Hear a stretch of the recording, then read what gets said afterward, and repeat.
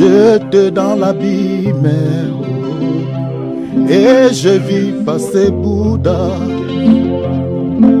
Après Mahomet, c'était Confucius. Je vis des prophètes qu'ils ne pouvaient rien pour moi. Mais lorsque j'ai vu Jésus, oh, Jésus m'a sauvé. J'ai duré partout et je crierai avec joie les noms de Jésus. Jésus de la croix, il est au-dessus. Nul ne peut le dépasser. Oh, oh, oh. Il me tient la main. Je l'aime trop. Il me tient la main. Oh, je l'aime trop. Oh, vous me dites, alléluia, que cet homme de la 33 avait bien promis qu'il devait revenir. Maintenant 2000 ans, quand est-ce qu'il reviendra? Mais mon âme est témoignée, ça s'accomplirait. Alléluia. Et même mon âme témoigne qu'il vient bientôt.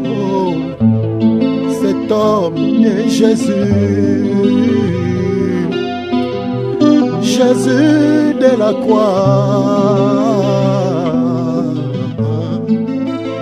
Il est au-dessus. Nul ne peut le dépasser. Oh, il me tient la main. Je l'aime bien.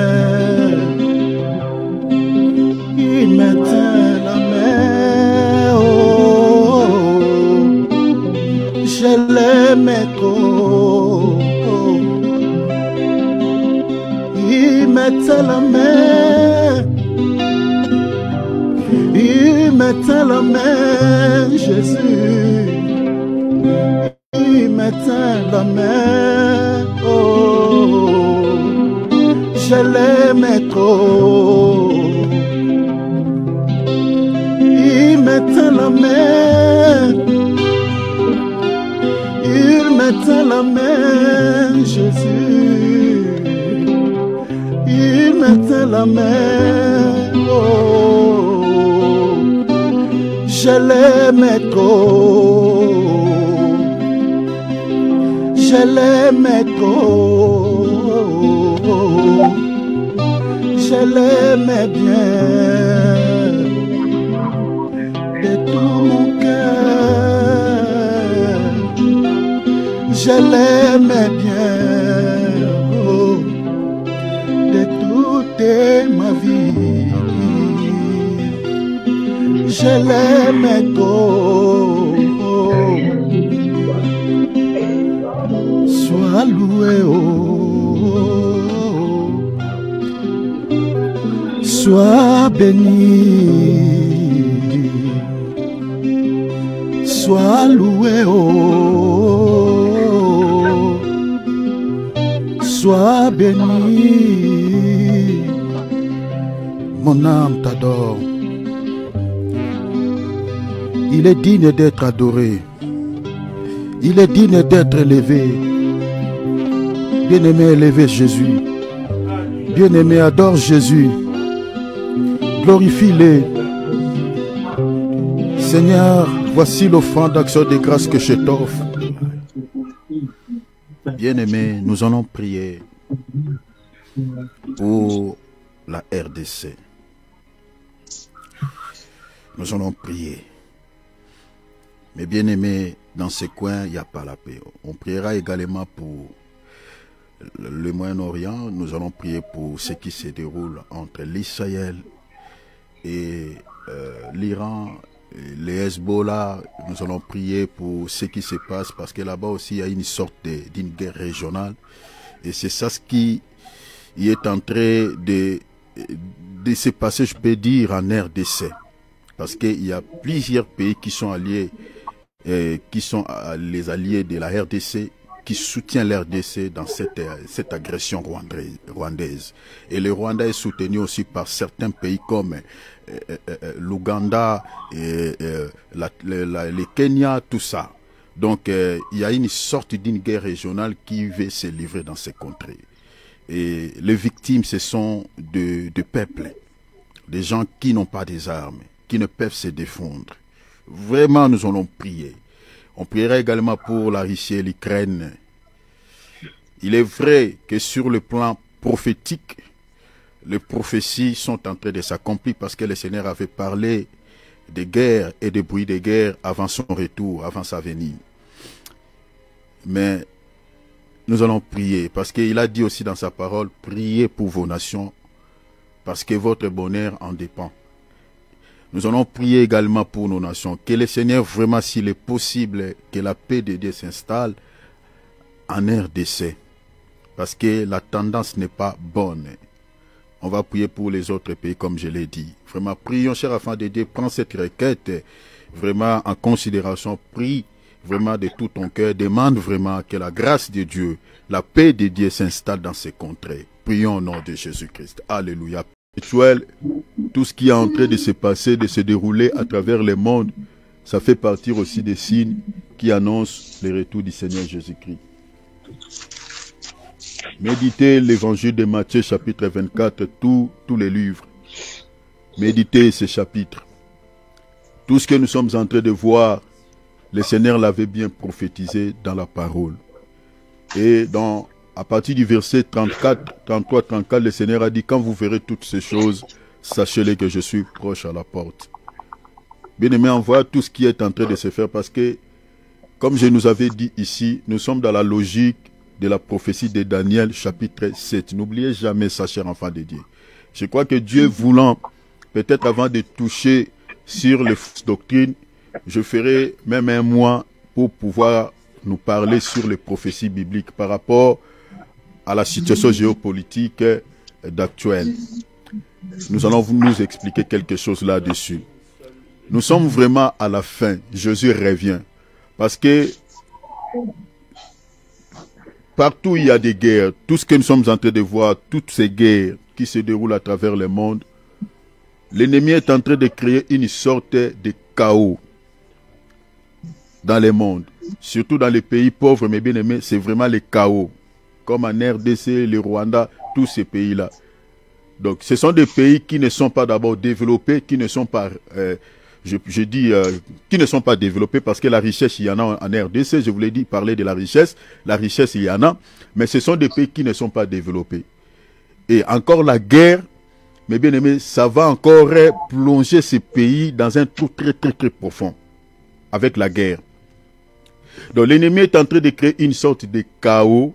Pourquoi? Parce que celui qui viendra accorder la paix pour qu'il soit accueilli comme un sauveur. En fait, c'est ça, en fait, l'objectif de l'ennemi. Donc, n'oublions jamais ça. Donc, à des moments comme ceci, il faut s'apprêter pour l'enlèvement. L'enlèvement peut avoir lieu, mes bien-aimés, à n'importe quel moment, à n'importe quelle heure. Alors, prie pour ta vie relationnelle avec Jésus. Demande au Seigneur de t'accorder la vie de prière. Soyons comme Habakkuk. Je suis dans Habakkuk 2. Reste sur ton poste.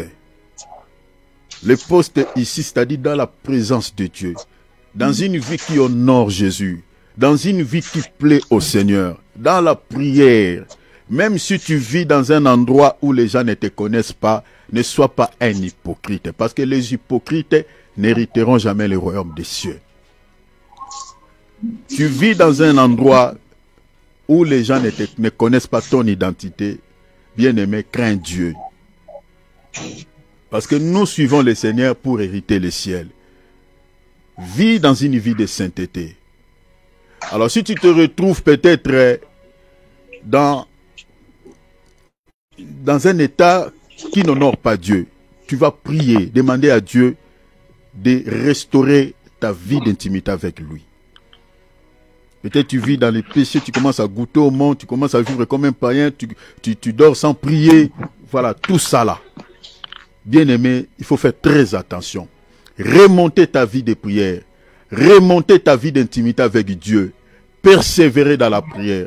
Le Seigneur a dit, heureux celui qui persévérera jusqu'à la fin. Accroche-toi, n'abandonne pas. Demande à Dieu de te fortifier, s'il te plaît. Parce que l'enlèvement se passera en un clin d'œil. Le Seigneur a révélé à plusieurs de ses enfants à travers le monde, parmi lesquels notre bien-aimé David, plusieurs fois, le Seigneur l'a révélé que l'enlèvement a eu lieu. Sois prudent. Ça se passera un seul jour, mais dans les croisières. Ça ne prendra pas toute la journée. Ça sera un jour, mais dans les croisières. Quand on dit les croisières, c'est-à-dire une vitesse incalculable. Donc si tu rates, c'est fini. C'est compliqué. Alors ne ratez pas l'enlèvement. Prie pour ta vie d'intimité. Demande à Dieu de fortifier tes genoux. Que tu sois toujours un homme ou une femme de prière. Et aie la vie de lire la parole et marcher dans la crainte de notre Seigneur. Prions s'il vous plaît. Alléluia. Papa, tous les plans sataniques, comme il est écrit, les apôtres nous ont enseigné dans plusieurs passages, comme l'apôtre Paul enseigne à l'église de Corinthe, il dit, nous ne laissons pas l'avantage à Satan, car nous n'ignorons pas ses desseins. Nous lui accordons jamais l'avantage sur nous, car nous n'ignorons pas ses objectifs. Il a des objectifs de nous faire du mal. Il ne fatigue pas. Il ne se fatigue jamais. Et il ne lasse pas. Nous aussi, nous devons, mes bien-aimés, se tenir bon. Nous devons toujours rester aux aguets pour mettre hors d'état de nuire ces derniers. Au moment où nous sommes en train de parler, il y a des gens où le diable est entré dans leur vie, est en train de détruire leur vie. Au moment où nous sommes en train de parler, il y a des mariages qui sont sur la voie d'être cassés, où il y a certains mariages qui sont même cassés. Il y a des familles qui sont divisées. Chaque jour, le diable travaille. Quand tu ouvres une porte, il entre et il donne un coup. Alors nous allons détruire ces plans, ces projets contre nos vies bien-aimées. Quand tu pries bien-aimé, il faut bien prier. Il faut bien prier. Il existe, il travaille. Ces enfants sont répandus à travers le monde. Les ivrés sont partout, dans l'immeuble où tu vis, dans la maison, dans les quartiers où tu vis. Les ivrés sont là. Toi, tu ne les connais pas, mais eux-mêmes, ils se connaissent. Entre eux, ils se connaissent. Ils font des réunions chaque nuit, même dans les quartiers là où tu dors. Ils sont partout.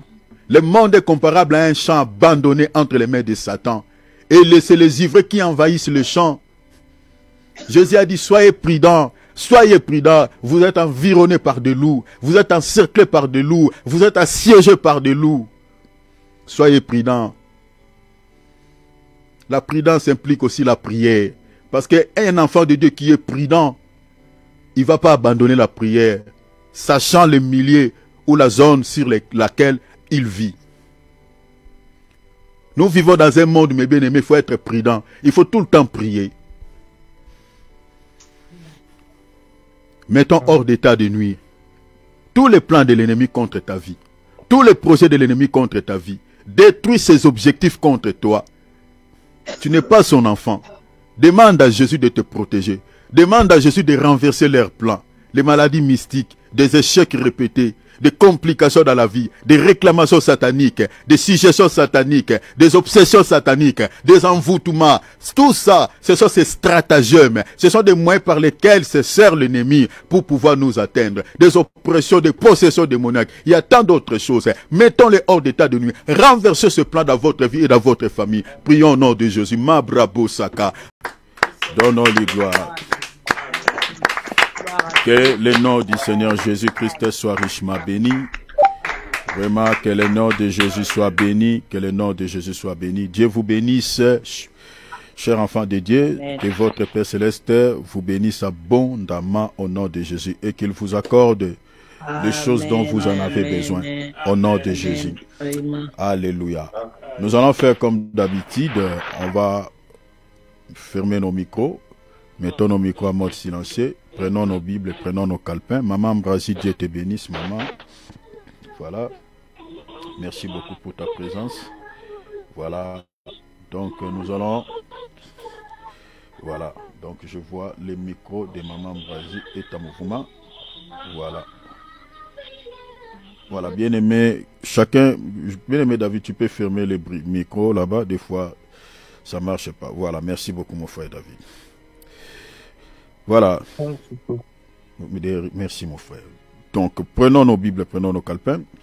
Nous sommes en train de continuer sur ces numéros que nous avons intitulés 25 signes qui montrent que cette personne est une sorcière.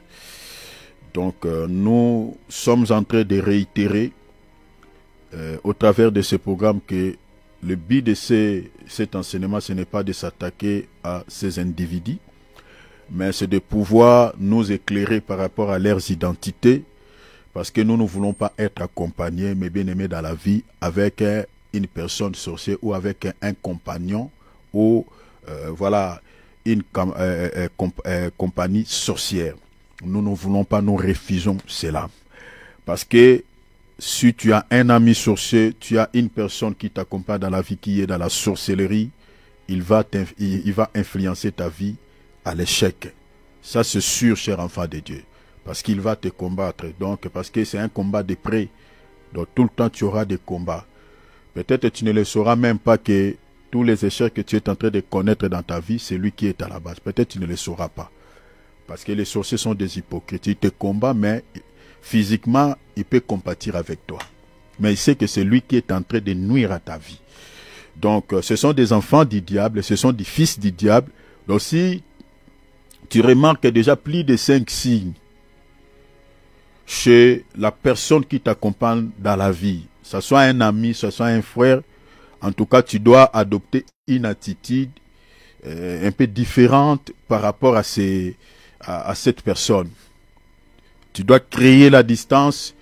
Tu dois, voilà, si c'est par exemple tu vis avec lui dans un même endroit ou dans une même maison, donc tu dois chercher comment est-ce que tu dois vivre avec lui. Qu'il ne sache pas ce que tu fais dans la vie pour réduire son efficacité dans sa vie, dans ta vie, quoi. Vous voyez? Parce que tant qu'il n'aura pas tes nouvelles, il ne saura pas ce que tu fais dans la vie. Donc il va chercher maintenant à te combattre en lançant des flèches au hasard. Vous voyez, les flèches au hasard, c'est-à-dire des paroles de malédiction au hasard. Et la malédiction sans cause n'a point d'effet.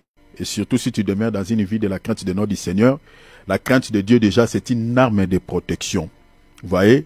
Attendez, je crois que si on aura le temps, je toucherai cela dans ce huitième signe. Parce que je toucherai un point comme ça quand je parlerai sur la rise ici. Donc faisons attention, regardez, observez de si ne sois pas, je ne cesse de le dire, hein, ne sois pas un chrétien sentimental. Donc l'ami qui t'accompagne dans la vie, ne dit pas que nous mourrons ensemble, voilà, ça c'est vraiment mon pote, c'est mon bras, c'est mes dents, c'est mon jambe, c'est mon nez. Attention, nous on a dit de telles paroles dans la vie, mais plus tard, les combats qu'on a réussi dans la vie, plus tard, le Seigneur nous a révélé que ce sont les gens que nous, qu'on appelait mon pote, mon ami, mon bras. C'est lui qui est à l'origine de tous ces combats-là. Il faut faire très attention, enlevant des sentiments charnels. Sois un homme spirituel. La Bible dit le juste juge de tout. Il faut juger les actes que la personne qui t'accompagne dans la vie pose. Il faut les juger. Surtout si ce sont des actes négatifs, en tout cas, il ne faut pas faire des yeux doux. Donc les signes que nous sommes en train de vous révéler ici, si tu le remarques déjà plus de 5 chez quelqu'un, en tout cas, il faut beaucoup prier. Il faut beaucoup prier. Parce que ce n'est pas des bons signes. Alors, on avait parlé de l'hypocrisie. Donc, j'aurais du mal à faire les récapitulatifs parce qu'on a beaucoup de choses à dire. Je compte qu'en ce mois de février, que nous puissions terminer ce sujet. Alors, notons dans nos calepins la rise. nous partageons sur la rise. La rise. Alors, je dis que la rise fait partie aussi des signes qui identifient une personne sorcière. La rise. Ça fait partie aussi des signes. Mais je veux faire une petite nuance ici, comme j'avais fait pour quand j'avais parlé sur l'hypocrisie. Il faut faire très attention. Ne taxez pas directement quelqu'un de sorcier lorsqu'il dégage ce fruit de la chair. Il faut faire très attention. Donc quand tu vois, tu vis avec quelqu'un, il est risé, tout ça, il ne faut pas directement dire que voilà, mon frère, il est risé, il a vraiment tout ça. Il a ses fruits de la chair, c'est qu'il est dans la sorcellerie. Non, non, non, il ne faut pas dire directement ça. Il faut regarder, parce que dans la Bible, il existe plusieurs formes de rises. Quand je dis plusieurs, ce n'est pas plusieurs dans le sens où, voilà, plusieurs rises qui sont bonnes, plusieurs rises qui sont mauvais, mais dans le sens où il y a la rise qui est au sens péjoratif, et puis il y a la rise qui est au sens positif, dans le bon sens. Il faut comprendre cela. La rise au sens positif, c'est une rise, quelqu'un peut la manifester justement pour préserver sa vie contre un danger. Ou pour pouvoir protéger sa vie, protéger sa famille, voilà, contre un danger de la mort, contre, voilà, une chose quelconque. Retenez ça. Il y a une rise qui est aussi, qui n'est pas mauvais, au sens mauvais, qui est bon, qui n'a pas des intentions malveillantes d'infliger ou de nuire à la vie de quelqu'un. Non. Au sens de se protéger lui-même, de préserver sa vie contre un mal, de préserver sa vie contre un danger, de sauver sa vie. Cette rise-là, elle n'est pas mauvaise. Entendons-nous bien, bien aimés. Comprenez ce que nous sommes en train de parler. La rise qu'il y a à l'intérieur des intentions d'infliger du tort à quelqu'un ou de nuire à la vie de quelqu'un, cette rise-là, c'est celle-là qui est mauvaise, qui est dangereuse, extrêmement dangereuse. Parce qu'elle a des intentions malveillantes à l'intérieur. Parce que quelqu'un peut jouer, peut manifester ses fruits de la chair, mais ce n'est pas pour nuire à la vie de quelqu'un, non. C'est pour peut-être se protéger. C'est pour peut-être, voilà, protéger sa famille contre un mal, contre un danger. Je vous donne un exemple. À partir de cet exemple, je sortirai un tout petit peu de notre sujet. Parce qu'il faut comprendre des fois, il faut monter aussi dans des zones de turbulence. Je parle dans la révélation. Montons avec moi parce que je sais que nous sommes des aiglons. Nous avons des ailes, on peut aussi voler dans les hauteurs. Mais je prends cet exemple pour vous montrer la rise dans le bon sens. Dans le sens de se protéger, de protéger sa vie contre un danger de la mort par exemple. Mais à partir de là, de cette écriture que nous allons lire, on va décoller aussi dans les zones de turbulence. On va expliquer un tout petit peu quelque chose sur le plan révélationnel. On va sortir un tout petit peu de notre sujet, de notre thème, et puis on reviendra, on descendra. Parce que le sujet que nous sommes en train d'aborder là, c'est purement doctrinal. Alors, je vous donne un exemple qui nous révèle, qui nous montre noir sur blanc, qu'il y a aussi la rise au bon sens. Pas dans le sens de nuire à quelqu'un, pas dans le sens de faire du mal à quelqu'un, non. La rise dans le sens de se protéger. Prenons une écriture ensemble. Notons Josué chapitre 9. On va lire le verset 3. Vous pouvez lire à partir du chapitre 9 au verset 1 jusqu'au verset 20. Vous pouvez lire jusqu'au verset 20. Mais moi, je vais sauter. Je lirai à partir du verset 3 jusqu'au verset 7. Et puis, je vais sauter. Je lirai à partir du verset 11 jusqu'au verset 16. Et puis, je sauterai encore. Je lirai à partir du verset 18 jusqu'au verset 20. Mais vous pouvez lire à partir du premier verset jusqu'au verset 20. Il n'y a aucun souci. Regardez, souffrez un peu, la lecture est tellement longue, mais beaucoup de chrétiens ne méditent pas la parole. Nous sommes dans l'enseignement, donc souffrez. On va faire quand même la lecture pour que vous puissiez comprendre ce qui est dit par rapport à la rise au bon sens. Voilà. Ça va beaucoup nous aider. Je lis. La Bible dit les habitants des Gabaon. On parle d'un peuple qui s'appelait des Gabaonites. Soulignez cela. La Bible dit de leur côté lorsqu'ils apprirent de quelle manière Josué, soulignez Josué, qui était le général ou celui qui avait remplacé Moïse, qui était devenu comme un roi, un général de l'armée d'Israël, qui dirigeait le peuple d'Israël.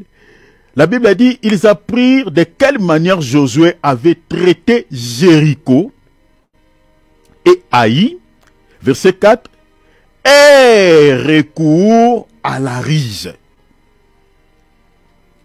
Qui ont fait le recours à la rise ici? C'est les Gabaonites. Ils ont entendu dans leurs oreilles que Josué et son armée, ils ont ils ont bâti Jéricho, ils ont bâti Haï, et en prenant cela, ils se sont dit, mais ces gens sont en train de bâtir tous les pays, donc s'ils arrivent chez nous ici, en tout cas, on ne va pas vivre. Ça sera très compliqué pour nous, on va nous tuer nous tous. Et qu'est-ce qu'ils ont fait? Ces gens-là, la Bible a dit, ils ont fait recours à la rise. Vous comprenez? Ils ont fait recours à la rise. Je pense que vous êtes en train déjà de comprendre que la rise dans ce contexte ici n'est pas au mauvais sens. Ils ont fait recours à la rise. Pourquoi? On continue. Regardez maintenant, la Bible explique les rises. Et se mirent en route avec des provisions de voyage. Ils prirent de vieux sacs soulignés, de vieux sacs pour leurs ânes et de vieilles outres. Hein?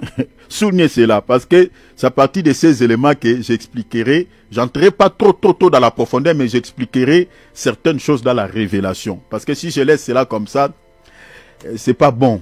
Voilà, on ne sera pas nourri sur le plan spirituel. La Bible dit, et de vieilles outres à vin déchirées et recoussis. Verset 5. Ils portaient à leurs pieds de vieux chaussures recommodées. Soulignez aussi cela. Recommodées. Et sur eux de vieux vêtements. Donc tout ce qu'ils amenaient, c'était vieux. De vieux vêtements.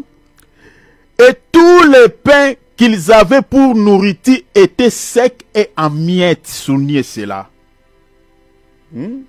Ici déjà, rappelez-vous, non? D'une femme dans la Bible qui s'appelait la femme syrophénicienne, qui disait à Jésus, même les petits chiens mangeaient des miettes. Est-ce que vous voyez? Donc, je vais mettre ces versets en relation avec cette portion de l'écriture. J'expliquerai quelque chose là-dessus. Verset 6.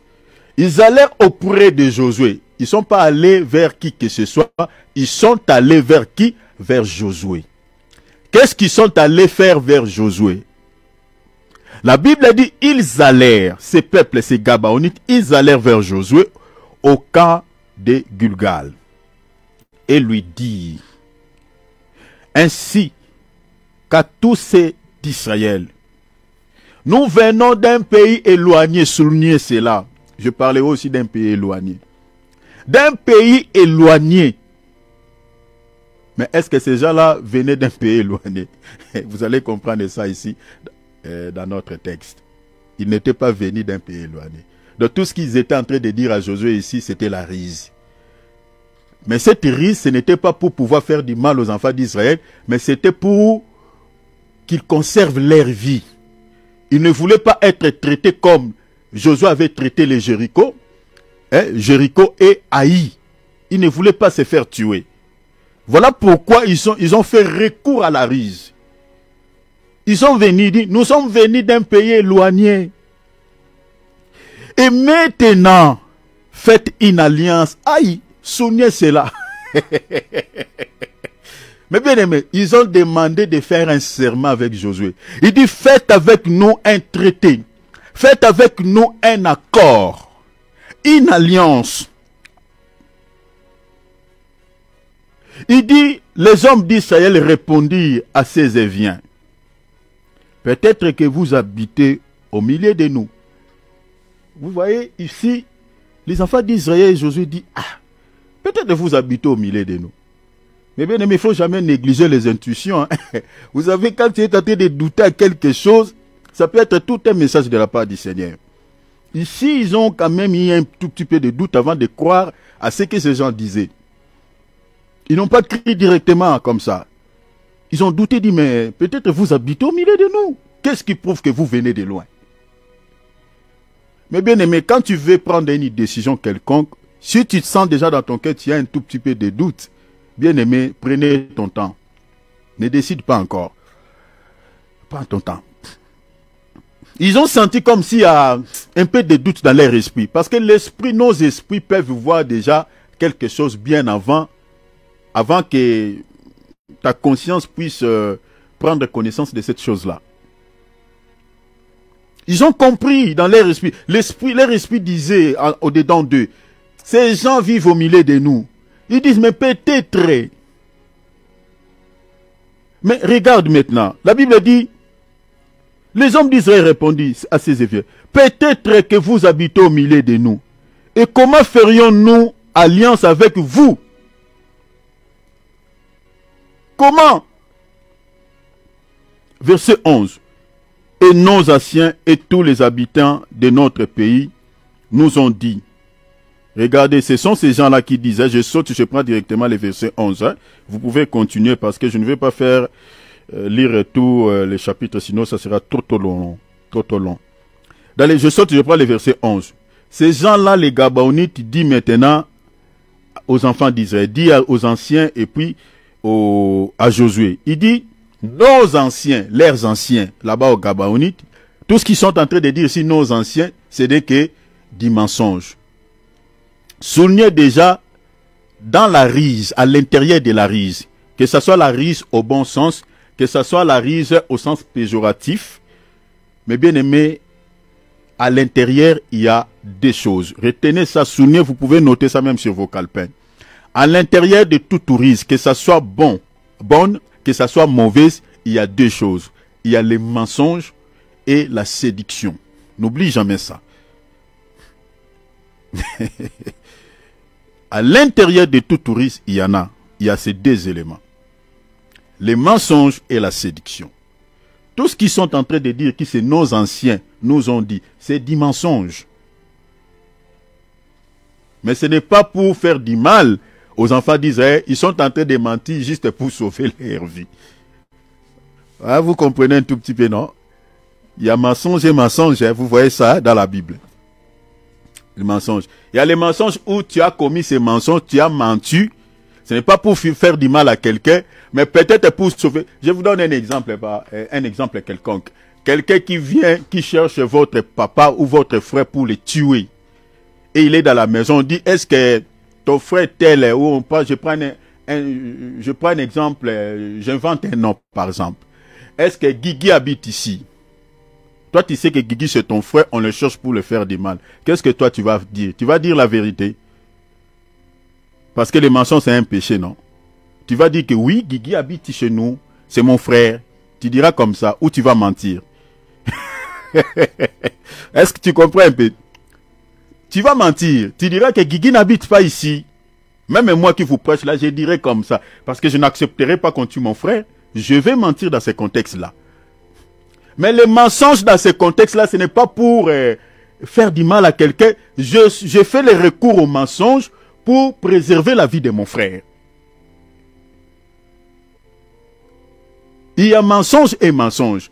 Ces gens ici sont en train de mentir à Josué. Mais ce n'est pas pour... je n'encourage pas aux gens de mentir, mais je suis en train d'expliquer les choses selon les Écritures. Ces gens, ils disent quoi? Ils disent, nos anciens et tous les habitants de notre pays nous ont dit, mensonge, nous ont dit quoi? Prenez avec vous des provisions pour le voyage.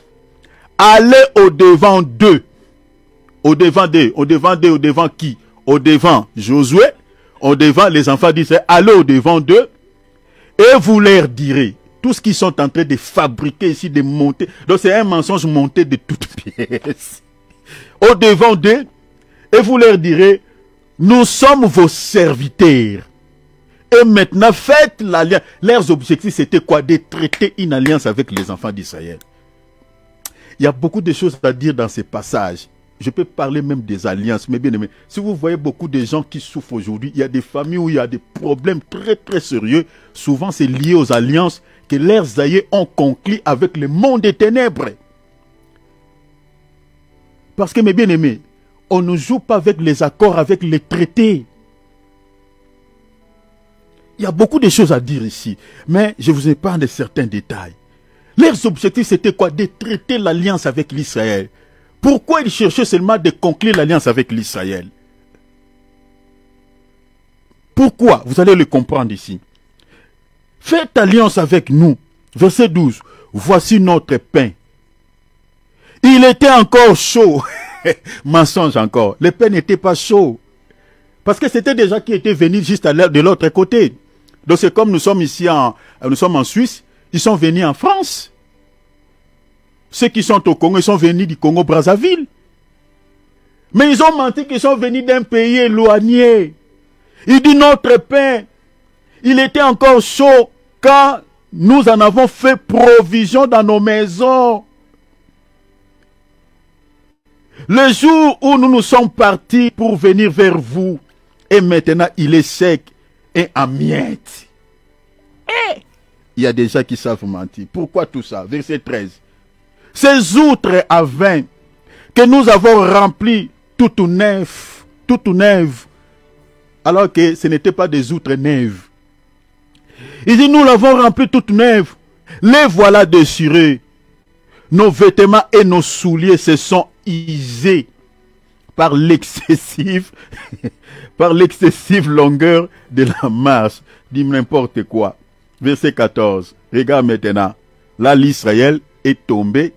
Mais bien aimé, il y a des mensonges et mensonges. Ces gens, ils ont pris les enfants d'Israël dans un piège. Les enfants d'Israël prirent de leurs provisions. Regarde. Et ils ne consultèrent point l'Éternel. Voyez les dangers, l'erreur. Bien aimé, avant de faire quoi que ce soit, bien aimé, tu vois quelqu'un qui est venu, il te dit, voilà, il y a telle chose, j'ai un circuit, j'ai ça. Est-ce que tu ne peux pas t'engager dans ça? Est-ce qu'on ne peut pas faire ces affaires? Est-ce qu'on peut, bien aimé, avant de prendre toute décision, avant de s'engager à quoi que ce soit, bien aimé, si tu es enfant de Dieu, prenez le temps de consulter d'abord ton Dieu. Prenez le temps de consulter Dieu. La Bible dit, vous êtes en train de prendre des décisions. Vous êtes en train de faire des choses sans me consulter. La raison pour laquelle on échoue dans la vie, on ne réussit pas. La Bible dit ici, les enfants disent, ils ont récupéré leurs objets, leurs provisions, et ils ne consultèrent point l'Éternel. C'était ça leur erreur. S'ils avaient consulté le Seigneur le Seigneur ne pourrait leur dire que ces gens-là sont en train de vous mentir. Bon, dans la révélation, c'est le Seigneur qui avait permis aussi que les enfants d'Israël ne puissent pas prendre le temps de les consulter. Ouais. Maintenant, dans le verset 15, regarde. Josué fit la paix avec eux. Voilà, fit la paix avec eux. Et qu'est-ce que Josué a dit? La Bible a dit, et conclut une alliance par laquelle, l'objectif de l'alliance, c'était quoi? L'alliance par laquelle il devait leur laisser la vie. Ah, voyez. Ouais. Il devait leur laisser la vie.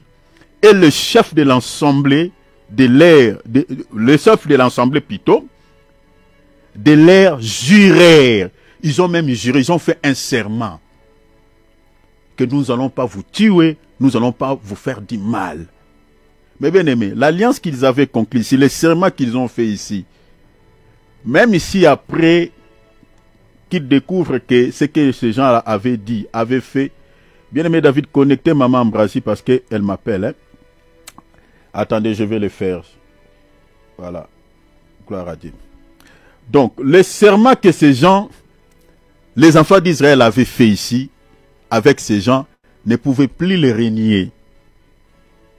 Ne pouvaient plus les renier, même si après qu'ils découvrent que voilà, c'est du n'importe quoi, c'est du mensonge, tout ce qu'ils nous ont dit ici, vraiment c'est du mensonge, ils ne pouvaient pas rompre cette alliance et voilà, rompre ces serments. Ils ne pouvaient plus. Et regardez dans les versets 16. 3 jours après, souvenez 3 jours, parce que j'expliquerai quelque chose dans la révélation là-dessus. 3 jours après la conclusion de cette alliance, les enfants d'Israël apprirent qu'ils étaient leurs voisins et qu'ils habitaient au milieu d'eux. L'intuition qu'ils avaient eue avant de conclure l'alliance avec eux, ils ont appris par après que ce qu'ils avaient pensé, c'était vrai. Vous voyez, c'est là que Dieu parle aussi par des convictions. Quand tu n'es pas convaincu, tu as des doutes, mes bien-aimés. Cette doute-là peut être vrai. Parce que, je vous avais dit ici, Dieu nous parle aussi par des signes. Par des signes. Vous voulez faire quelque chose, mais vous sentez comme si quelque chose qui dit au-dedans de vous que ce n'est pas vrai. Mais ça peut être aussi vrai. Ce qui est en train de dire au-dedans de toi là, ça peut être vrai. Cette doute-là, ça peut être... en fait, c'est le Saint-Esprit qui est en train de souffler dans ton esprit. Hein? Mettez son micro en mode silencieux, s'il te plaît, mon frère. Ça peut être vrai. Donc, vous remarquez qu'ici, ils ont appris que... Bien-aimé David, fermez le micro de Maman Bragi. Merci beaucoup. Soyez souple avec ça pour que je ne perde pas les fils. Ils ont appris que ces gens-là étaient leurs voisins. Vous voyez, mes bien-aimés, la rise. Hein? Donc, ils ont pris les enfants d'Israël au piège. Maintenant, au verset 18, ils ne les frappèrent point. Vous voyez, maintenant, ils ne les ont pas frappés. Pourquoi? Parce que les chefs de l'Assemblée leur avaient juré par l'Éternel. Oh là là, vous voyez, il avait fait le serment devant l'Éternel, les dieux d'Israël, de leur laisser quoi? La vie. Vous voyez pourquoi il demandait l'alliance? Parce qu'il savait que si nous avons conclu l'alliance, nous concluons l'alliance avec ce peuple, même s'ils découvrent après que tout ce que nous leur avons dit était du mensonge, ils ne vont pas nous faire du mal. Parce qu'ils avaient déjà juré au nom de leur Dieu. Ces gens-là savaient. C'est pour cela que vous voyez que dans certaines familles où les aïeux, les gens qui étaient dans la sorcellerie, qui avaient conclu les alliances avec le monde des ténèbres, parce que dans certaines familles, parce qu'il y a plusieurs types d'alliances, dans certaines familles, il y a des problèmes tels que de stérilité. Vous voyez, souvent c'est les enfants qui sont réclamés. Les femmes mettent au monde difficilement. Ceux qui ne sont pas chrétiens, c'est compliqué. Même ceux qui sont chrétiens même. Dans certaines familles, c'est la polygamie. Dans certaines familles, ce sont des maladies incurables. Donc chaque problème négatif dans certaines familles est lié aussi par rapport aux alliances que leurs aïeux ont conclues. C'est-à-dire les alliances ici, pourquoi certains esprits dérangent certaines familles par rapport à ces différents problèmes que je suis en train de vous dire. Parce que ces esprits-là sont en train de malmener cette famille-là parce qu'ils ont eu un droit légal. Parce que l'alliance, c'est quelqu'un qui a eu un droit légal dans votre vie. Il entre dans votre famille ou dans votre vie par la voie légale. C'est-à-dire il y a une alliance, il y a un traité qui est fait. Je vous donne un exemple simple, pragmatique. Prenons par exemple ce qui se déroule entre la RDC et le Rwanda. Si vous regardez l'objectif de cette guerre ou de cette agression rwandaise sur le sol congolais, c'est lié par rapport aux accords. Ça, entre guillemets, par rapport aux accords qui ont été conclus au régime passé de Joseph Kabila. Maintenant, ces accords-là, le président qui est venu au pouvoir, le Tshisekedi, lorsqu'il a regardé ces accords, il voit que ces accords-là, le peuple congolais ne bénéficie pas de cet accord. C'est le Rwanda qui bénéficie de cet accord. C'est-à-dire tous les minéraux du Nord Kivu. C'est le Rwanda qui a le monopole de d'exploiter ces minéraux et de le vendre comme il veut. Il dit, mais non, mais c'est notre pays, comment on peut traiter une alliance quelconque? Maintenant, Félix Tshisekedi voulait maintenant revoir cet accord. Le Rwanda ne veut pas. Maintenant, il entre au Congo et il commence à tuer. Il veut maintenant renverser Tshisekedi au pouvoir. Tout ça. Donc, ça, je vous ai pas de détails. C'est ça la présence de l'armée rwandaise sur le sol congolais. Parce que les accords qui ont été conclus, Tshisekedi dit non, non, non, non, ces accords-là, moi, je ne l'accepte pas. C'est ça ce qui créait ces problématiques. Donc, vous comprenez qu'il y a des esprits aussi qui terrorisent certaines personnes dans la vie parce qu'ils ont eu ils sont entrés dans la vie de cette personne par la voie légale, par les alliances, parce qu'il y a eu des alliances qui ont été conclues. Et souvent, ce sont des esprits qu'on appelle des esprits résistants. Souvent, dans la délivrance, ces esprits-là, quand vous les chassez au nom de Jésus comme ça, sans gêne, mais bien aimé, ils résistent, ils ne partent pas. Ils ne partent pas. Ils résistent beaucoup. Pourquoi? Parce que ce sont des esprits qui ont siégé cette famille ou la vie de cette personne-là par la voie légale, entre guillemets, parce qu'il y a eu des traités. Leurs ancêtres avaient conclu des alliances avec eux. Il avait vendu cette famille. Il avait vendu peut-être la maternité de toutes les filles de cette famille. Il avait vendu peut-être la santé de cette famille. Il avait vendu peut-être les finances de cette famille.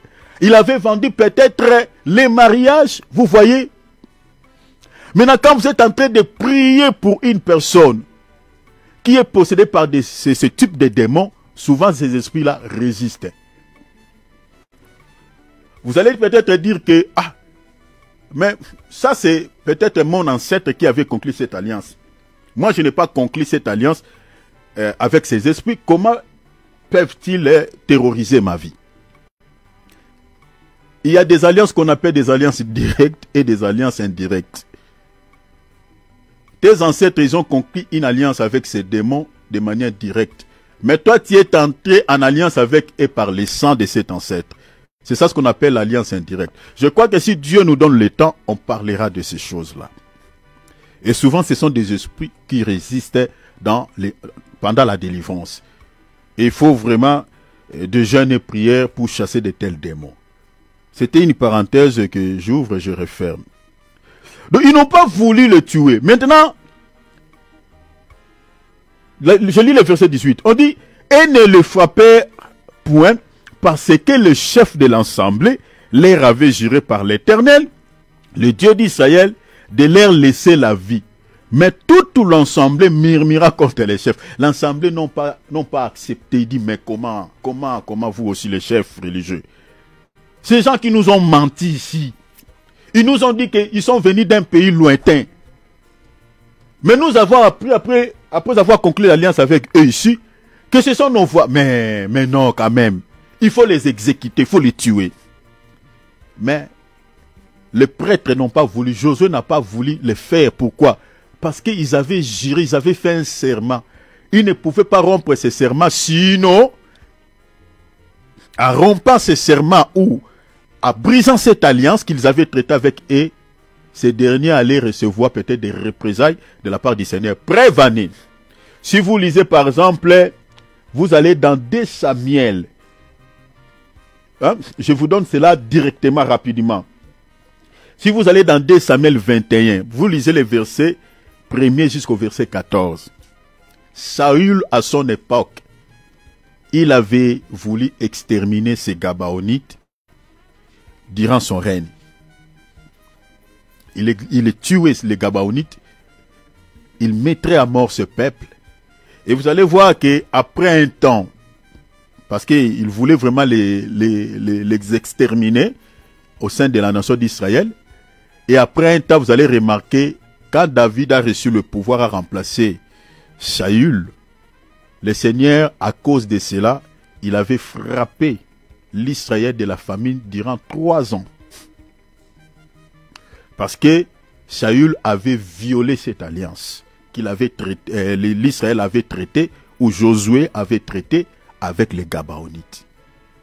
Lisez ces livres que je vous donne pour que vous compreniez, mes bien-aimés, on ne joue pas avec les accords, avec les alliances. Vous savez, mes bien-aimés, même quand tu aimes un homme, tu aimes une femme, il faut faire très attention avec des paroles que tu dis dans ta bouche. Il faut faire très attention. Parce que l'alliance peut être conclue par la parole, l'alliance peut être conclue par les sangs, l'alliance peut être conclue par l'acte. Il faut faire très attention avec les actes, même par écrit.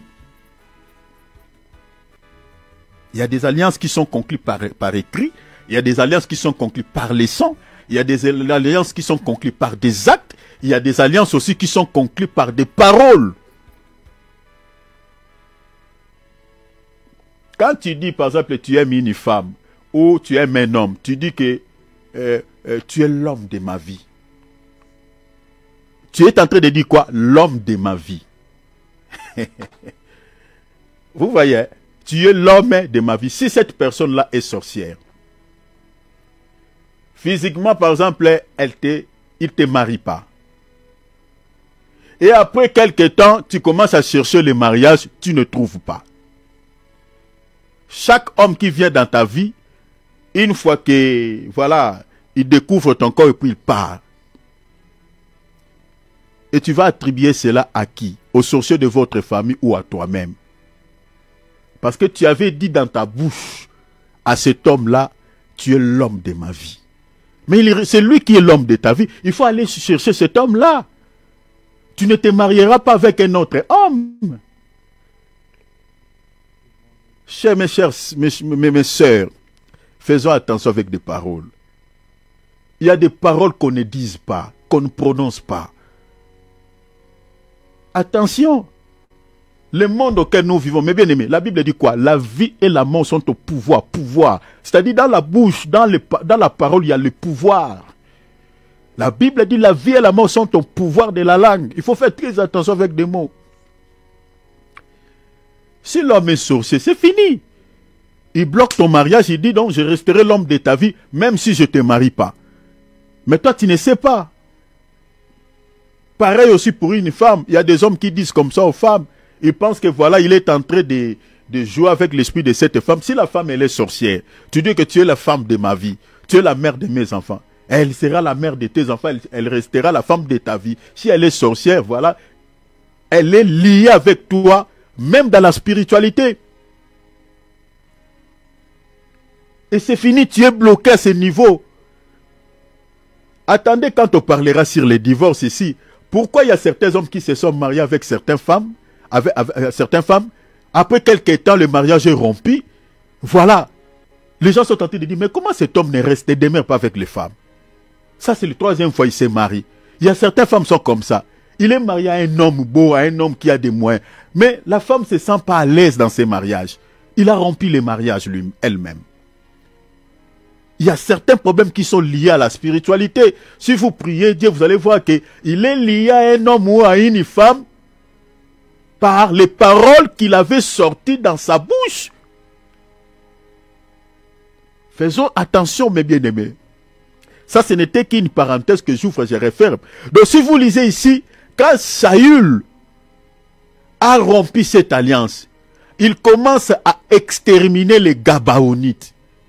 Plus tard, Dieu s'est souvenu de ce serment que Josué et l'Israël avaient conclu, avaient fait avec ce peuple. Dieu a frappé l'Israël. 2 Samuel, je vous dis, 21, le chapitre 21, verset 1 à 14. Dieu a frappé l'Israël 3 ans successifs de la famine. Donc vous comprenez la raison pour laquelle ce peuple, pour pouvoir conserver leur vie, ils ont demandé à Josué de conclure l'alliance avec eux. C'était pour pouvoir quoi? Conserver leur vie. Donc vous comprenez que la ruse dans ce contexte ici n'est pas mauvais, n'est pas un péché. Est-ce que vous avez compris la ruse dans ce sens ici? Parce que les intentions, ce n'était pas de pouvoir faire du mal aux enfants d'Israël. Les intentions des Gabaonites, ce n'était pas de pouvoir nuire à leur vie, mais juste de conserver leur vie. voyez, de sauver leur vie. C'était pour ça. Donc la ruse dans ce contexte ici n'est pas mauvais. Bien qu'il y a du mensonge à l'intérieur, mais ce n'est pas mauvais. Comme je vous ai dit, il y a mensonge et mensonge. Vous voulez me tuer, vous cherchez, on cherche Thierry. Moi, je ne suis pas Thierry. J'ai menti. Mais les mensonges dans ce contexte, mes bien-aimés, c'est pour sauver ma vie. Est-ce que vous avez compris un peu les mensonges? Il y a mensonge et mensonge. Je crois que j'avais parlé, c'est que c'est parce que il faut comprendre que, bon, je vais parler, expliquer beaucoup de choses, mais comprenez que tout ce qui ne transgresse pas la loi de Dieu n'est pas un péché. Retenez ça. Parce que la définition du péché selon la Bible, c'est la transgression à la parole de Dieu. Quand tu sais que cette chose-là ne transgresse pas la parole de Dieu, bien aimé, ce n'est pas un péché. Comme on voit ici dans la Bible, ces gens, ils ont fait recours à la ruse pour sauver la vie. Mais si toi aussi tu te retrouves dans une situation quelconque, tu peux faire pareil. Tu ne transgresses pas la parole de Dieu. Est-ce que vous comprenez, mes frères et sœurs? Tu peux faire pareil. Et Dieu sera avec toi. Parce que tu as fait le recours à la ruse pour sauver ta vie. Ça, c'est par rapport à la mort. Mais ça peut être aussi par rapport à une situation très très compliquée. Tu n'as pas d'autre choix. Tu ne sais quoi faire. La Bible dit, ne sois pas juste à l'excès et ne te montre pas trop sage, pourquoi te détruirais-tu? Il y a certaines choses, je ne veux pas les dire ici, pour ceux qui sont tollés, ne comprendront pas trop bien. Mais dans la révélation, qu'est-ce que cela veut dire? Dans la révélation, parce qu'il y a une leçon spirituelle qui est cachée par rapport à ce que les Gabaonites ont posé comme acte ici.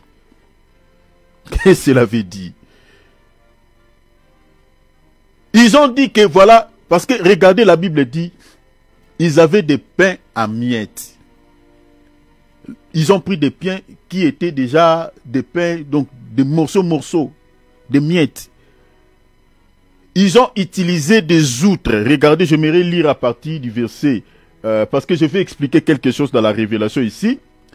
Les habitants de Gabaon, je suis dans le verset 3, de leur côté, ils étaient venus de l'autre côté, lorsqu'ils apprirent de quelle manière Josué avait traité Jéricho et Haï, et recouraient à la ruse. Et se mirent en route avec des provisions de voyage. Quelles sont ces provisions? Ils prirent des vieux sacs. Des vieux sacs pour leurs ânes. Des vieilles outres à vin. De vieilles outres à vin ici, il faut comprendre que, mes bien-aimés, vous vous rappellerez, si vous lisez dans l'épître, parce qu'ils ont utilisé des vieilles outres. Attention, ici on va monter dans la révélation. Vraiment, saisissez bien moi, parce que nous allons monter ensemble. Ils se sont servis de vieilles outres. Attention. Rappelez-vous, je crois dans Matthieu chapitre 9, verset 17, Jésus dit, on ne met pas non plus du vin nouveau dans des outres vieilles. Suivez-moi ici très bien, nous montons dans la révélation. Parce que la Bible dit, ce peuple des Gabaonites, avant d'aller voir Josué, qu'est-ce qu'ils ont amené? Ils ont pris du vin, du vieux vin, ils ont mis ça dans de vieilles outres. Mais rappelez-vous, Jésus dit dans Matthieu 9, 17, il dit, on ne met pas non plus du vin nouveau dans des outres vieilles. Autrement, les outres se rompent. C'est-à-dire, si vous prenez du vin nouveau, vous les mettez dans une outre vieille, cette outre-là va s'exploser. Je vais expliquer un tout petit peu les outres ici. Vous savez, à l'époque, les outres qu'on mettait du vin, était fabriquée par des peaux des animaux. Vous savez que la peau d'un animal, lorsqu'il est fraîche, il est un peu doux. Vous comprenez? Il est un peu doux. Donc quand on fabrique une outre avec cette peau qui est fraîche, cette peau d'animal qui est fraîche, c'est-à-dire on peut mettre du vin nouveau, cette outre-là ne va pas se casser. Parce qu'elle est fraîche. Maintenant, quand ça prend du temps, cette peau d'animal, ça sèche. Donc si vous mettez du vin nouveau à l'intérieur, quand ce vin-là va se fermenter à l'intérieur, va s'exploser parce que ça crée une sorte de gaz. Ça va casser cette outre. Donc, Jésus est en train de dire ici que on ne met pas non plus du vin nouveau dans une outre, dans des outres vieilles. Pourquoi? Quand ça va se fermenter, ça va casser.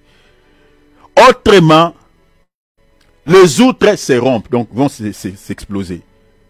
Le vin se répand et les outres sont perdues. Mais on met le vin nouveau dans des outres neuves. Vous voyez? Et les deux se conservent. Que ce soit l'outre et le vin se conservent. En fait, la pensée de Dieu ici, bien-aimé, était quoi? Vous voyez cette écriture-là, s'il n'y a pas l'explication, il n'y a pas la vie. On peut lire comme ça, mais sans l'interprétation, bien-aimé, on n'a pas la vie. Parce que la Bible dit la lettre tue, mais l'esprit vivifie. Saisissez-moi ici bien, je vais vous expliquer quelque chose. Parce que nous sommes en train d'expliquer ces peuples-là dans la révélation. Pourquoi les Gabaonites, lorsqu'ils apprirent, c'est que Josué, la manière dont Josué avait traité les Jéricho et Haï, ils se sont dit, non, nous n'allons pas mourir. Nous n'allons pas accepter tout ça de mourir, mais nous allons plutôt aller vers Josué, conclure l'alliance avec lui pour conserver nos vies. Mais en allant vers Josué, ces gens-là, ils ont amené quoi? Ils ont amené des outres vieilles qui avaient du vin à l'intérieur. Maintenant, Jésus nous apprend ici que on n'utilise jamais du vin nouveau dans une outre vieille. Mais on utilise du vin nouveau dans une outre neuve. Que représente une outre dans la Bible? Et que représente le vin? C'est ça la question qu'il faut se poser. Parce que si on n'explique pas ces choses dans la spiritualité, mes bien-aimés, nous ne serons jamais sauvés. Que représente une outre et que représente le vin? Je vais prendre des exemples. Regardez, on va lire des Écritures. Notez, Job chapitre 32, nous sommes dans la révélation. Hein? Job chapitre 32, je vais revenir sur mon sujet. Job chapitre 32, verset 19. On va lire également Psaume chapitre 19, verset 83. Je lis Job 32, 19. Mon cœur est comme un vin. Vous voyez, on compare le cœur à un vin. Et comme un vin qui n'a pas d'issue. Comme des outres neuves qui vont éclater. Je vous ai pas de détails ici. Le cœur de Eliou, parce que celui qui était en train de parler ici s'appelait Eliou, donc il était l'un des amis de Job. Eliou, il compare son cœur à une outre. Donc c'est-à-dire l'outre dans la Bible peut représenter le cœur de l'homme. Notez cela comme ça, s'il vous plaît. Je prends encore Psaume. Psaume 119, 83. Car je suis comme une outre exposée à la fumée. Je n'oublie point tes statuts. Donc vous voyez ici, le psalmiste se compare à une outre exposée à la fumée. La fumée, l'outre exposée à la fumée ici, il comparait sa vie aux épreuves parce que la fumée peut représenter aussi les épreuves. Mais je ne vous ai pas de ces détails. Mais retenez ici que les psalmistes ici se comparent à une outre. Donc c'est-à-dire l'outre dans la Bible peut représenter aussi l'homme, peut représenter aussi une personne. Je ne sais pas si vous avez vu ça. Donc je suis en train de toucher ces écritures pour nous expliquer les mouvements de ce peuple gabaonite. Parce que tous les objets que ces gens, parce que je vous ai pas de certains détails, parce que sinon on va faire tout un enseignement là-dessus, mais je récupère seulement quelques éléments pour nous expliquer l'identité de ce peuple aujourd'hui. Dans la révélation. Donc ces peuples, ils ont récupéré des outres, parce que tous les objets qu'ils avaient récupérés avant d'aller voir Josué, bien aimé, il y a des leçons spirituelles, c'est prophétique par rapport à nous. Parce que quelque part, Jésus a parlé des outres vieux et des outres neuves. Maintenant, selon ces écritures, une outre peut représenter les cœurs de l'homme, une outre peut représenter l'homme, une personne. Ah, mais maintenant, que représente le vin selon la Bible? Parce que quand on fabrique une outre, c'est pour mettre du vin à l'intérieur. Que représente maintenant les vins? Dans la Bible, les vins peuvent représenter plusieurs choses. Retenez déjà cela. Mais je ne vais pas vous expliquer toutes les définitions du vin dans la Bible. Mais on va prendre seulement une seule explication dans les Écritures. Allons par exemple dans Matthieu, chapitre 26. On va lire les versets 27 et 28. On va prendre une explication du vin ici. La Bible dit, il prit ensuite une coupe. Et après avoir rendu grâce, hein, quand on prend une coupe ici, c'est-à-dire la coupe, le contenu qui est dans la coupe, si on parle du vin. Et il a l'air donnant à disant, buvez-en tous. Qu'est-ce que Jésus dit? Car ceci est mon sang, le sang de l'alliance qui est répandu pour plusieurs, pour la rémission du péché. Ah. Donc, les vins représentent l'alliance. Est-ce que vous avez vu ça? Le vin représente l'alliance. Connectez ma maman, vas-y, s'il te plaît, mon frère David. Il m'appelle. Elle m'appelle, pardon, s'il te plaît. Le sang représentait, le vin représentait l'alliance. L'alliance. Donc, l'outre représentait la vie d'une personne. C'est ça ce qui représentait une outre. Le vin représentait l'alliance.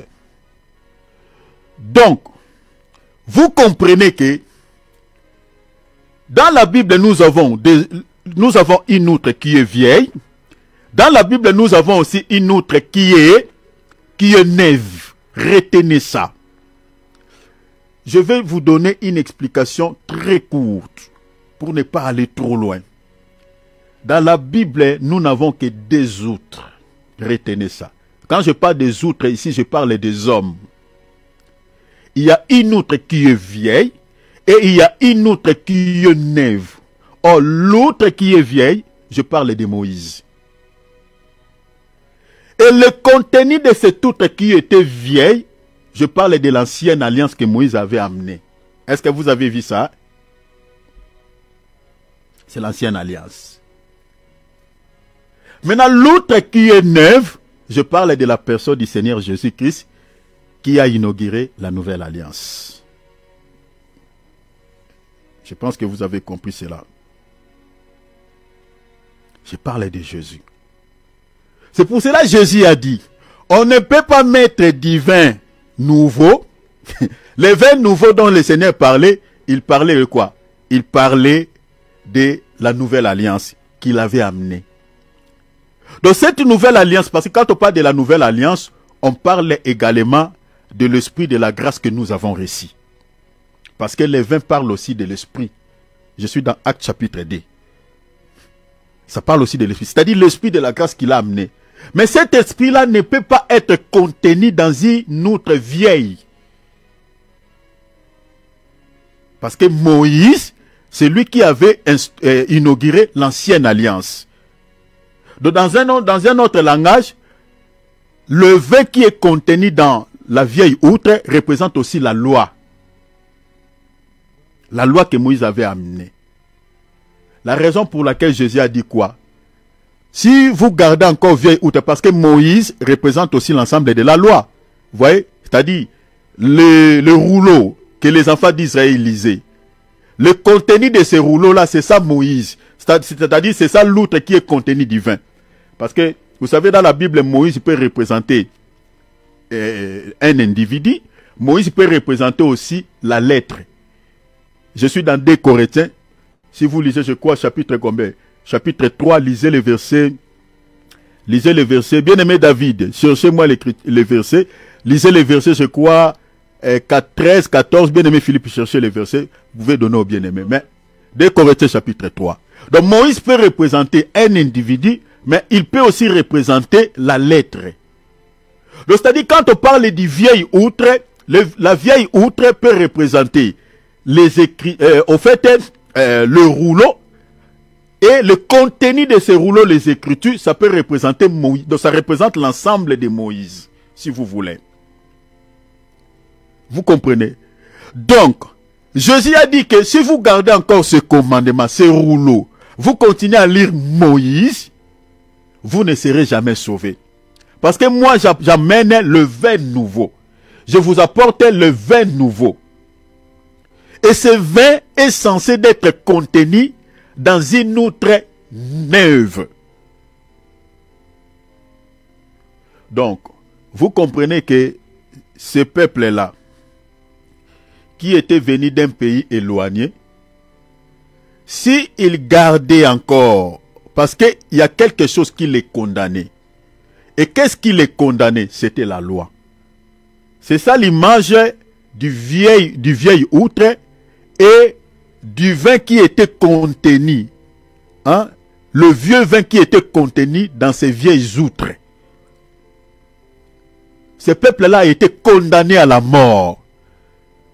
Et qui était ce peuple-là que la loi condamnait ou l'ancienne alliance condamnait? C'est nous. Parce que vous comprenez que la Bible dit quoi? Ils ont dit à Josué, nous sommes venus d'un pays éloigné. Ils étaient venus d'un pays éloigné. Ici, je vous amène dans, si vous pouvez lire Luc chapitre 15, verset 11 à 13, l'histoire des fils prodigues. La Bible dit, lorsqu'il a dépouillé son père de ses richesses, il est allé dans un pays éloigné. Suivez-moi ici très bien. Dans un pays éloigné. Et là où cet enfant, il était parti, la Bible dit quoi? Il a vécu dans une vie de débauche. Donc nous comprenons que dans les pays éloignés, c'est là où se trouve quoi? Les débauches. Or dans ce monde, les pays éloignés, où on retrouve la débauche, c'est quel pays? C'est le monde. C'est dans le monde qu'on retrouve la débauche. Donc les pays éloignés, c'est aussi l'image du monde. Vous voyez? Or, les Gabaonites, en disant à Josué que nous sommes venus d'un pays éloigné, cette écriture dans la Révélation parle seulement des nations ou des païens, des nations païennes. Nous, qui n'avaient pas droit à la vie. Josué ici remplacé Josué par le véritable Josué, qui est le Seigneur Jésus-Christ. Jésus-Christ. C'est-à-dire tout celui qui n'a pas conclu l'alliance avec Josué, sa vie ne sera jamais conservée. Il sera condamné en enfer. Il connaîtra la mort. Est-ce que vous avez vu ça? Il ne sera jamais sauvé. Donc il faut faire ces mouvements que ce peuple... Ici je suis en train même de lancer un message, un appel à tous ceux qui sont connectés, qui nous suivent via Facebook, YouTube. Si tu n'as pas encore donné ta vie à Jésus, c'est le moment. Parce qu'un jour, le véritable Josué va frapper par la mort. Va frapper, va condamner par la mort. Parce que l'enfer, c'est la mort éternelle. Va juger. Fais comme des Gabaonites. Pour conserver leur vie, pour sauver leurs âmes. Ils ont dit, ils sont allés vers Josué. Or, le véritable Josué, il faut aller vers lui aujourd'hui. C'est le Seigneur Jésus-Christ pour conserver ta vie, pour être épargné du jugement, du jugement de Dieu qui va s'abattre sur ce monde. Parce que Dieu va condamner toutes ces personnes qui n'ont pas conclu l'alliance avec lui. Il va les condamner par la mort éternelle. Donc les Gabaonites ici représentent nous les nations. Ils sont venus d'un pays éloigné. Mais ils sont allés vers qui? Vers Josué. Comprenez que j'explique Jésus. Vers l'Israël, les dieux d'Israël, traiter l'alliance avec eux pour être sauvés. Le Dieu que nous prions, c'est le Dieu d'Israël. Ce n'est pas notre Dieu. C'est le Dieu d'Israël. Et nous avons quitté les pays éloignés, c'est-à-dire on a quitté le monde, nous sommes allés vers Jésus et nous avons traité l'alliance avec le véritable Josué pour être épargnés de la mort éternelle. Est-ce que vous avez vu ça? La raison pour laquelle je vous renvoie dans Éphésiens chapitre 2. Lisez le verset 17, la Bible dit quoi? Jésus est venu annoncer la paix à ceux qui étaient prêts, c'est-à-dire les Juifs, l'Israël qui était prêt, et à ceux qui étaient loin. Oh, qui était loin? C'est les Gabaonites que j'explique, nous les nations. Nous avons amené nos vieilles outres avec du vin, du vieux vin dedans, vers Josué. Amener du vieilles outres avec les vieux vins à l'intérieur, au fait, c'est ça ce qui est dit. Ici, je vous renvoie directement dans Ésaïe 53. Le châtiment qui nous donne la paix était tombé sur lui. C'est-à-dire, Jésus a récupéré la loi qui nous condamnait. Hein? C'est ça, Colossiens chapitre 2, verset 15. La Bible a dit, la loi, les ordonnances qui nous condamnaient, Jésus l'a déchiré et à la croix. Est-ce que vous voyez ça? C'est ça les vieilles outres avec du vieux vin dedans. Dans Colossiens, il a pris la loi et les ordonnances qui nous condamnaient, nous. Attendez, on va lire ça. On va lire ça. Allons-y là-bas. C'est Colossiens chapitre 2, verset combien? 2, verset 14. Tu peux lire, ouvre ton micro s'il te plaît. Si tu peux lire, lisez pour les bien-aimés. Il a effacé l'acte dont les ordonnances nous condamnaient et subsistaient contre nous. Et il a émis à la Merci, tu peux t'arrêter là, mon frère. Donc vous voyez que ici l'écriture est claire. Donc les vieilles outres ici, et du vieux vin qui est contenu dedans, c'est l'image des ordonnances, c'est l'image de la loi qui nous condamnait. Maintenant, pour que nous puissions se débarrasser de cette condamnation, il faut amener cela vers Josué. C'est pour cela, si vous lisez cette écriture de Josué, hein, vous lisez à partir du verset, je crois le verset 15, hein, le verset 14, vous allez voir, je lis le verset 14, les hommes d'Israël prirent leurs provisions et ils ne consultèrent pas l'Éternel. Donc ils ont récupéré les vieilles outres avec du vieux vin. C'est ça le mouvement que Jésus avait fait. Il a récupéré les lois, les ordonnances qui nous condamnaient. La Bible a dit quoi? Il a cloué cela à la croix pour que nous puissions recevoir quoi? La rédemption, le pardon de nos péchés. Vous voyez? Le pardon de nos péchés. Donc, je suis allé là-bas pour nous expliquer dans la révélation, parce qu'il y a beaucoup de choses à dire là-dessus, parce que vous allez comprendre que la Bible a dit, ils ont même amené des pains qui étaient des miettes, qui étaient des pains en morceaux, qui étaient des pains de petits morceaux en miettes. Donc, tout ça, ces pains-là, expliquent aussi dans la révélation l'image des nations, c'est-à-dire ce peuple représente les nations. Pourquoi? Parce que dans Matthieu, je crois, chapitre 15, on nous parle aussi d'une femme cananéenne, syro-phénicienne, qui était une étrangère, qui était venue dire à Jésus, secours-moi. Mais Jésus l'a dit quoi? Le pain des enfants ne peut pas être jeté aux petits chiens. Mais la femme a dit quoi? Quand les enfants mangent sur la table, remplacez la table aussi par la loi. Parce que dans les tabernacles, le pain était déposé sur la table, sur une table. Vous comprenez? Maintenant, quand on coupe le pain, il y a des miettes qui tombent. C'est-à-dire, les pains qui se sont devenus, qui se sont convertis en miettes, ces pains-là, c'est un pain ou des pains qui sont brisés, en d'autres termes. Parce que si le pain n'est pas brisé, ne peut pas devenir des miettes. Ici, je parle d'un homme qui a été brisé à la croix de Golgotha. Parce que si Jésus n'était pas brisé à la croix de Golgotha, nous, les petits chiens, on n'allait pas manger les miettes qui tombent de la table. Est-ce que vous avez vu ça? C'est pour cela cette femme, quand elle a dit à Jésus, dit, je sais que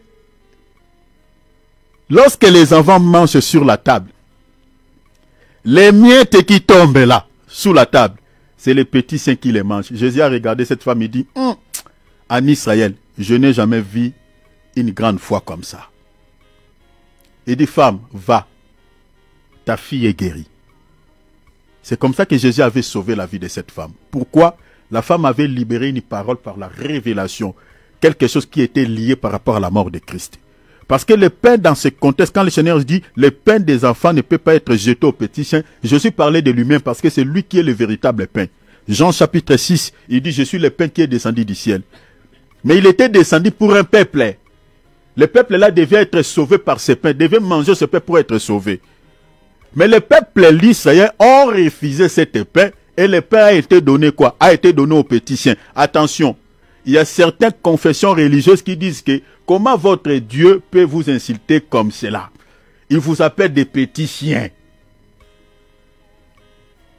Parce qu'il y a d'autres religions qui disent comme ça que votre Dieu n'avait pas de pudeur dans sa bouche. Il vous insulte, il vous appelle des petits chiens. Des fois, ils insultent les gens, vous êtes des renards, tout ça. Les gens qui n'ont pas de révélation ne comprennent pas le langage de Jésus. Il faut comprendre d'abord que la nature d'un chien dans la Bible, c'est la nature d'un animal qui est impur. Vous comprenez? Donc nous, les nations, on était considérés comme un peuple impur par rapport à nos péchés. C'est ça, au fait, le langage du Seigneur. Donc quand Jésus dit que la nourriture des enfants ou le pain des enfants ne peut pas être jeté aux petits, c'est-à-dire, dans un autre langage, Jésus voulait tout simplement dire que moi, tel que je suis là, je ne suis pas venu pour vous les païens parce que vous êtes impurs. Je suis venu pour un peuple saint. Pourquoi l'Israël était considéré comme un peuple saint? À cause de la loi, à cause de l'alliance que le Seigneur avait conclue avec l'Israël. Et nous, on était un peuple sans Dieu. On n'avait pas de loi, on n'avait pas la parole. La raison pour laquelle nous, on était considérés comme un peuple impur. Mais la femme avait libéré une parole révélationnelle et dit non, non, non, non, non. Je sais que le pain qui est sur la table, lorsqu'on va les briser, les miettes tomberont. Et les miettes qui tombent là, les petits chiens les mangeront. La femme avait libéré une parole révélationnelle. Or, Jésus, en tant que le pain qui était descendu du ciel, il a été brisé à la croix de Golgotha. En étant brisé à la croix de Golgotha, cela nous a permis, les petits chiens, c'est-à-dire un peuple impur, de pouvoir récupérer une nourriture. Et la nourriture que nous sommes en train de manger, c'est la parole que nous sommes en train de partager aujourd'hui. Parce que le véritable pain, c'est la parole. Donc c'est par sa mort que nous sommes en train de manger le pain qui a été brisé. Or, cette femme cananéenne représente aussi tout un peuple, représente l'église, parce que la femme représente l'église. Est-ce que vous comprenez? Donc, c'est-à-dire les Gabaonites qui amènent les pains en miettes, qui amènent les pains en petits morceaux, c'est l'image aussi des nations. Est-ce que vous voyez cela? Donc, c'est ça l'image de ce peuple. Donc, je suis allé là-bas, il y a beaucoup de choses à dire là-dessus, mais je suis allé là-bas pour nous expliquer cette portion de l'écriture dans la révélation. Mais je descends maintenant. Mon minute est épuisée. Donc, je suis allé là-bas pour nous expliquer des types de ruses qu'on retrouve dans la Bible. Il y a la ruse au bon sens. Il y a aussi la ruse au sens péjoratif, au sens négatif. Donc, les Gabaonites, je descends dans la doctrine, hein. Les Gabaonites, la Bible dit, ils ont fait recours à la ruse. Pourquoi ils ont fait recours à la ruse? C'était pour pouvoir conserver leur vie, sauver leur vie. Ils ne voulaient pas être tués. Ils ne voulaient pas se faire tuer par les enfants d'Israël. Ils ne voulaient pas se faire tuer par Josué. La raison pour laquelle la Bible dit, ils ont utilisé la ruse comme un moyen pour pouvoir conserver leur vie, pour pouvoir sauver leur vie.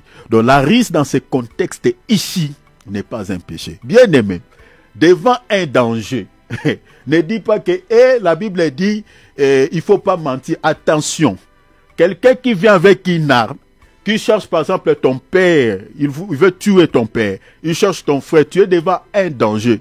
Tu peux faire comme ça. Tu peux recourir à la ruse pour sauver ta vie. Parce que cette ruse, à l'intérieur, il n'y a pas des intentions de nuire à quelqu'un, il n'y a pas des intentions malveillantes, il n'y a pas des intentions d'infliger du tort à quelqu'un. Mais c'est pour se protéger, c'est pour se sauver. Et nous disons que cette ruse, selon la parole de Dieu, elle n'est pas mauvaise. Je ne sais pas si je me fais comprendre. Mais la risque que nous sommes en train de partager ici, en tant qu'un signe qui identifie une personne sorcière, cette hérésie-là, elle est très dangereuse. Elle est extrêmement dangereuse. Elle cache à l'intérieur des intentions malveillantes d'infliger du tort et de ruiner la vie d'une personne. Cette hérésie, elle est très dangereuse, extrêmement dangereuse. C'est celle-là qui est mauvaise. Et c'est cette hérésie-là que nous sommes en train d'expliquer en tant que signe qui identifie une personne sorcière. Alors, vu que mon temps a été épuisé, j'ai consommé énormément le temps. Le samedi, c'est là où nous allons commencer. Nous allons expliquer la hérésie en tant que signe qui identifie une personne sorcière. Nous allons prier. Alléluia. Ouvrons nos micros, nous allons prier le Seigneur.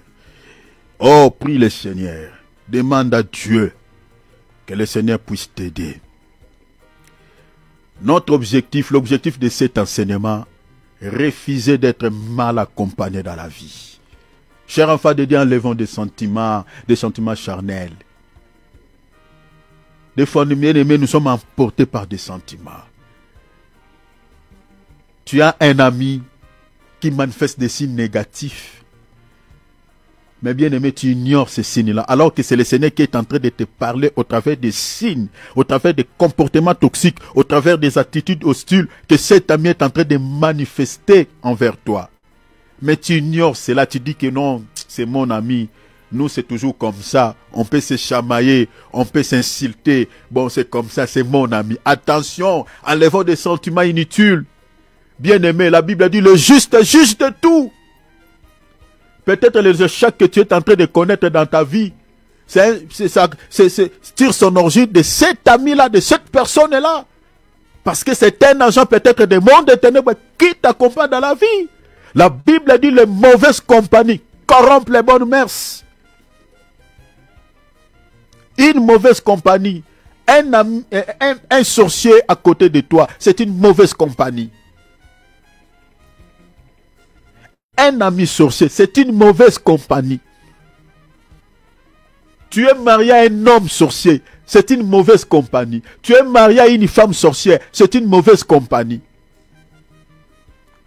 Il n'est pas là ou elle n'est pas là pour te faire du bien, mais pour te détruire. C'est ça l'objectif de tout sorcier. C'est ça. D'accomplir Jean 10:10. Alors prie. Demande à Dieu, Seigneur, cette année, qui te révèle, même au travers des songes et des visions. Oh Dieu, révèle-moi l'ami qui vit avec moi. Je l'aime, Seigneur. Il me console quand je suis dans la détresse. Il peut m'aider aussi, il m'aide financièrement, tout ça. Seigneur, mais je vais connaître son identité. Cette année, refuser d'échouer. Moi, je refuse déjà. Parce que j'ai connu pas mal des échecs les années écoulées. Et cette année, je me suis décidé. Je ne veux pas être mal accompagné. Nous avons besoin des gens. Parce que tout seul aussi, c'est compliqué. Parce que Dieu valent mieux que déclare la Bible. Mais nous voulons être accompagnés par des bonnes personnes. Des gens qui ont peut-être la même identité que nous. C'est ça ta